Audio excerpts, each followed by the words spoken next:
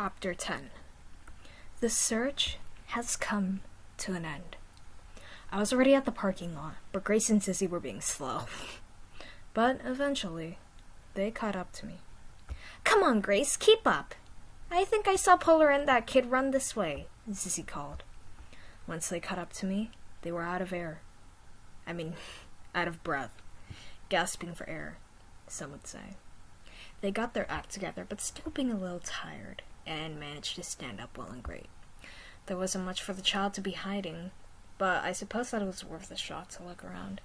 That kid may have high potential, and they most likely are not infected. I was all for leading. Sissy was ready to fight. Grace was scared. They both turned to me and wondered what our next move was. They thought of me as the most serious one, the person to create a thought-out plan and execute it all the same. "Call me crazy," I said, "but I think I saw the kid run into that building." I pointed to what seemed to be Lucella Mall, one of the very few malls throughout anywhere here. "Lucella Mall?" Sissy said, making it sound like a question. "Why would anyone choose to hide here?" "Wherever they're hiding, they're inside that mall," Grace said, making sense for once. "And we're going in there to find them. No way I'm going to let them stalk us. Not without a fight, that is." "Alright, so are we going in then?" I asked the two. Sissy nodded, knowing that she was going to end up fighting any infected if they were in here to begin with. Grace was unsure of the situation, like she always is, but nodded. She was never leaving her sister's side ever again. Okay. We walked to the front door thinking it was automatic. It wasn't, because even in an apocalypse, doors can work futuristically for you. First walking in, I felt the same presence I did back at Piggy's family house, and I could sense the infected nearing. The stores here were probably popular until the infection struck. The mall was a literal ghost town. It didn't make sense for that kid to isolate themselves here. Wherever that person was, they probably barricaded their hideout, and now we are forced to go through the opening long stuff routine to find out who they are. But I wasn't going to let this slip away. This kid probably knows something that all of us don't. "We're going to find you," I said, "whoever you are." Grace turned to me. "There's only a matter of time before something finds out we're here," she warned. And she was right. I knew perfectly well that one of those mindless creatures were lurking around the mall. But I didn't know when we were going to bump into them. "You should stay with Sissy. I'm going to explore the mall and see if I can find anything." "But what about you?" I asked. "I don't want you to get hurt." "I'll be fine," she assured. "You can trust me." I didn't want to think of the possibilities, but I stood there and took her word for it. She walked off, and now I was left to converse with Sissy. Don't get me wrong, she's a great zebra, but I would prefer to catch up with my sister after so much was lost when this whole infection started. Sissy wandered off to check out something that she saw, and I followed close behind, obviously wondering what she saw was so important to have her investigated. She felt weird about what she was hinting at, but I couldn't help but feel the same way. An inactive robot just stood against the wall. I didn't have any idea as to what the robot's purpose was, but back then I'm pretty sure it was for good. Hopefully. "What is this?" I asked Sissy. She had no idea. She was just as dumbfounded as I was. "It's a robot, obviously," she said. "But I don't know why it's here. It seems familiar to me for some reason, but I can't place my finger down on what it could be." I felt uneasy about the area and of that robot that Sissy was investigating. "I don't think we should be looking at that robot," I said to Sissy. "It has a chainsaw, and whoever created it had a reason to give it one." "What would you know?" Sissy asked me. "You're not the one seeing the features that the robot has right now, aren't you?" "Well, yes, but I really don't think we should be toying around with something like that," I reasoned, trying to sound a bit sure. Susie didn't care about the consequences, however. She just kept looking at the robot and invested in every single thing that it had to offer. She kind of sounded like Mimi. Polar, stop being a scaredy cat, Susie teased me. I grumbled. There's absolutely nothing you need to worry about. She was pushed to the floor. 1 minute, she's discovering all there is to know about robot. The next, she's knocked out. I looked at the robot, and it was actually functioning. Its eye was red, and its chainsaw was buzzing as loud as an angry beehive. Sissy,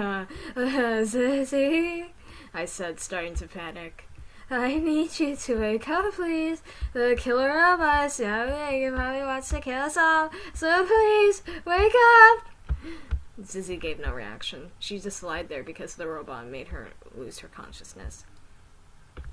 I am the security mall droid, and I am sorry to say that the mall is now closed, the robot said.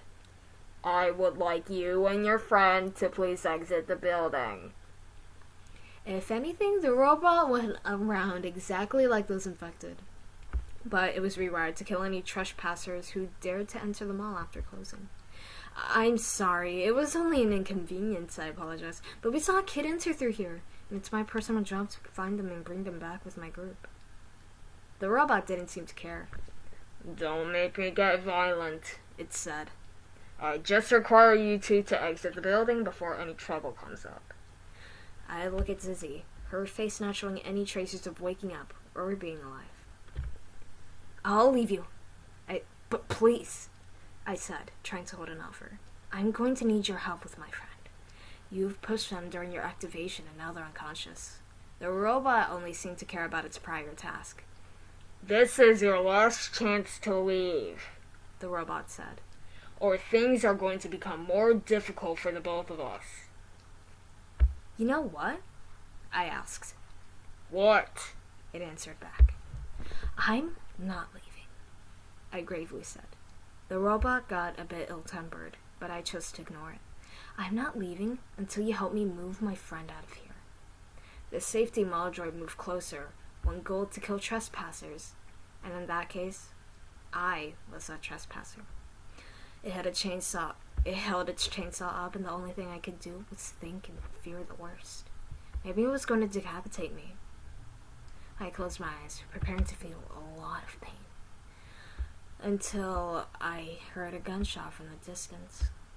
I took my hands off my eyes to see the male droid bleeding out. The safety mall droid bleeding out, or should I say, oiling out, and currently out of commission as its chainsaw was right next to my neck, ready to cut it. Figure you could use some help, a voice called out. Grace. She walked over and helped me up. Whatever happened to her? She got caught off guard by the mall droid and I pushed her, I replied. And now she's knocked out apparently. Do you think she'll be okay? She asked me. Of course she will, I assured her. She's a fighter. She'll make it. But no way she's just gonna wake up lying on the floor. Help me carry her to her kid's hideout door, wherever it is. I don't have the arm strength to help carry her, Grace said regretfully, but I can show you where we need to go. Just try to carry her and follow me from behind. All right, I said, already not wanting to be in this situation. I was strong enough to carry her, and in doing so, Grace led me to the second floor of the mall where we could each assume the kid's hideout was supposed to be. When we got to the door, I set Zizzy down next to it, her hat next to the hand she wielded her lance, assuming she was only sleeping now that she'd wake up soon. Grace had already gotten most of the stores open. She just needed my help in covering more ground so that we could get our hands on this kid sooner. Grace was scared earlier while I was conversing with Zizzy, because earlier when I was conversing with Zizzy, she had heard something crawling around in the vents and nominated me to go there and check it out. She also said that there's a vent shaft that I need to break down with a wrench in order to progress. So there's another reason I must crawl around in there. She gave me the wrench for context. Are you sure you heard something in there? I asked Grace. For once, she seemed confident in what her perspective showed her. Positive, she said. I think there's an infected crawling around in there. Be careful. I crouched down, then began crawling through the vents in search of the vent shaft Grace was hinting at. So far, I wasn't hearing anything at all. Grace must probably be hearing things, in which she usually does. After a couple circles in the ventilation system, I was able to find the vent shaft and went to knock it down. When I went to do so, out of nowhere, a legless mouse popped out and tried to scratch me with its bare hands. The only thing I could do was crawl in hopes that it wasn't fast enough to catch up to me. But it was no use. The ventilation system was just a big circle, and I was going to eventually run into that mouse. Countless amounts of turnabouts had been made in attempts to knock down that vent shaft, but that mouse girl was too fast for me to get it done in time. An ultimate question came to mind, though. What happened to this mouse, and why is she legless?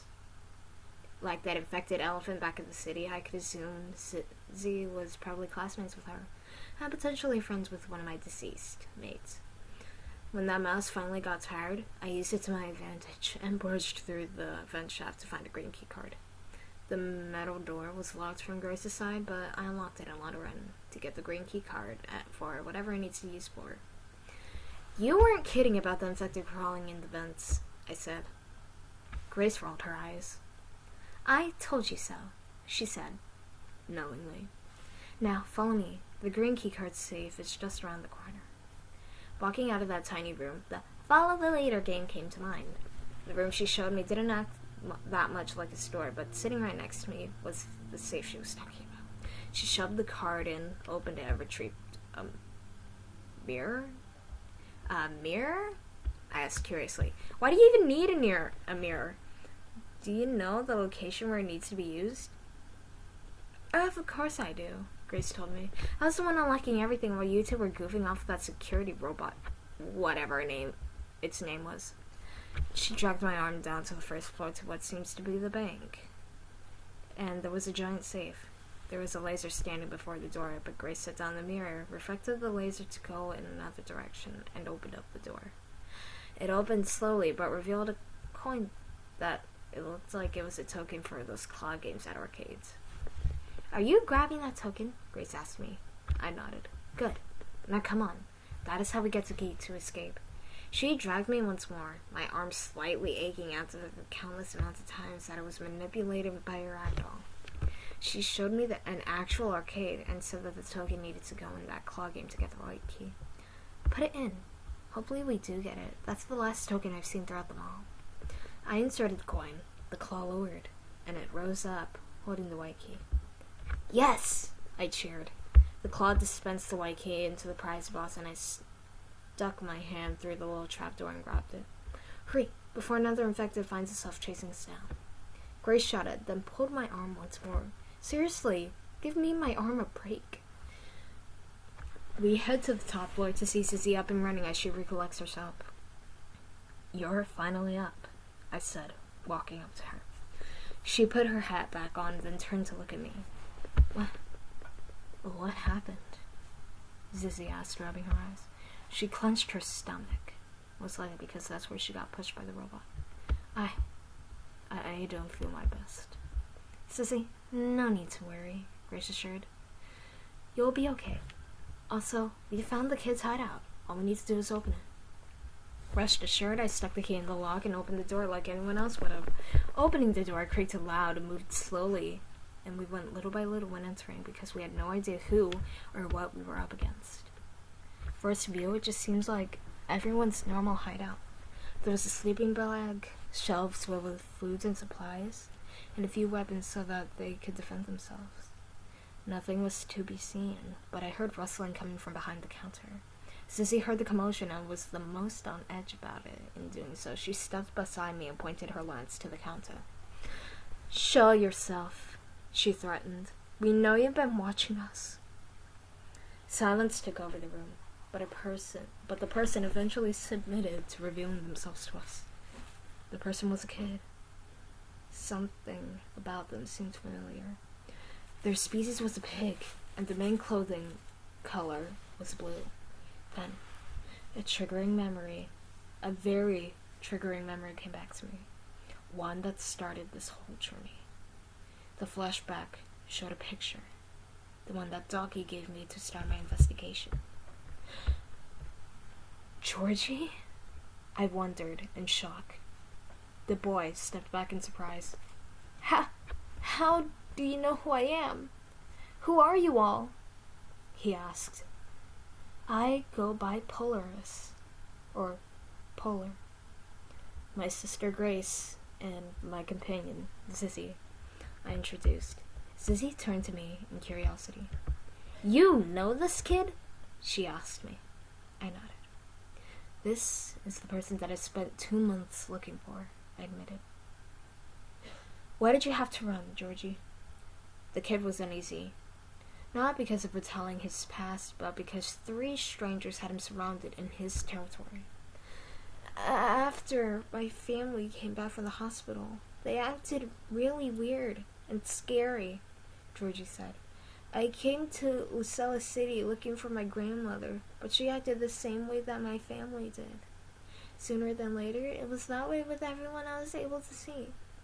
The only thing I could do was hide here in hopes they couldn't find their way here. Don't worry, Georgie, Zizzy assured him. We aren't your enemies. We have a safe place in the city. You will be safer with us there. Will I see my family again? He asked.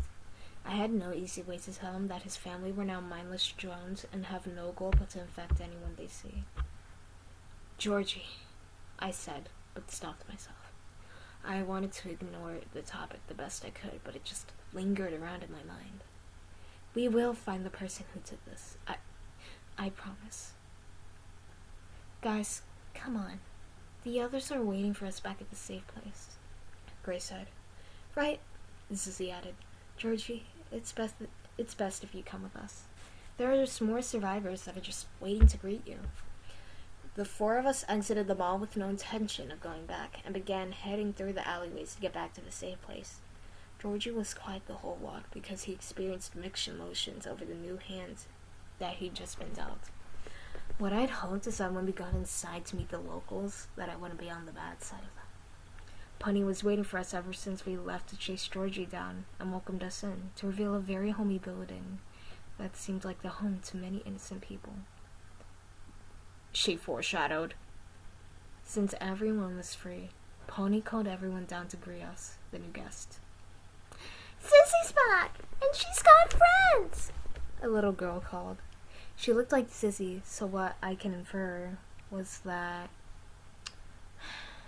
she is her little sister. Another girl stood behind the other, but didn't say anything. Zuzi! Zizzy cheered, happy to see them again. The both of them jumped onto Zizzy and fell back. She hugged both of them, then stood back up. As you 2 can see, I brought some new friends home. This is Georgie, Polar, and Grace. Polar and Grace look a bit odd, Zizzy mentioned, but got cut off by Pony. Zizzy! Polar! Grace! Pony shouted. What is it, Pony? Grace asked. Mimi and Giraffe were able to track a helicopter signal nearby, he cheered. Mimi and Giraffe, they must be the 2 other people that lived in the safe place. Mr. P took off from the hospital with one before he left me and Bunny to die. Well, I wasn't necessarily the one who died that night. It's probably Mr. P, I gravely said. I need to go see him. You know I'm coming with you, Grace said to me. Zizzy and I are as well, Pony said. What? Zizzy said outrageously. But she just got back. Come on, you 2. I'll be back soon, I promise, Zizzy said to the twins. And plus, you have a new playmate now. Just try to take care of him while we're gone. They each didn't want Zizzy to go, but they were excited by the fact that they had someone their age in the building now. Your call, Polar, Pony said. What say you? What's our next move? Let's go stop him, once and for all, I said. Come on. Like how it was since in the carnival, Grace, Pony, Zizzy, and I set out to where Pony said the helicopter signal was located. Luckily, it was not that far from the safe place and was just a leisurely stroll across a few hills. But hiking across these hills were no joke. They were giant. It's hard most of us out. Despite everyone here because I was born an angel, I didn't necessarily have to walk. I flew alongside them and stopped in front of a little organization place. Although we got slightly tired along the way, we eventually made it there with a lot of time in the world to spare.